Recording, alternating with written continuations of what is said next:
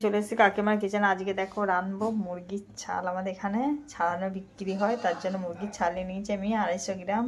আর নিয়ে নিয়েছি আলু, টমেটো, লঙ্কা। আর এখানে মশলা নিয়ে নিয়েছি আদা, রসুন, জিরে, ধনে, লঙ্কা আর পেঁয়াজ বাটা। কড়াইয়ে তেল দিয়ে দিয়েছি। তেল দেখো গরম হয়ে যাচ্ছে। এখানে দেখো গোটা লঙ্কা, তেজপাতা আর জিরে আমি ফোড়ন দিয়ে দিলাম।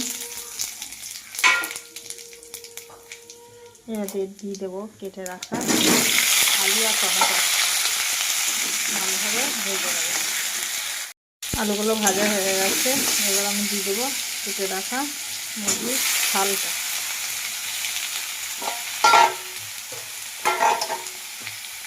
দিয়ে দেবো লবণ পরিমাণ মতো। ভালো করে এটাকে ভেজে নেবো।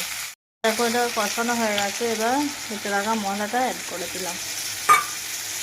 এবার ভালো করে কষিয়ে একটু জল দিয়ে ঢাকা দিয়ে দিলাম। দেখো বন্ধুরা, আমার মুরগির ছালের তরকারি পুরো রেডি। এবার একটু মিট মশলা দিয়ে এবার নামিয়ে নেব। আর দিলাম একটু গোলমরিচের গুঁড়ো। এবার নামিয়ে নেব। বন্ধুরা, তরকারি নামিয়ে নিয়েছি আমি। গরম গরম মুরগির ছাল দিয়ে আলু দিয়ে তরকারি পুরো রেডি। করে দেখবে বানিয়ে, খেতেও দারুণ হবে।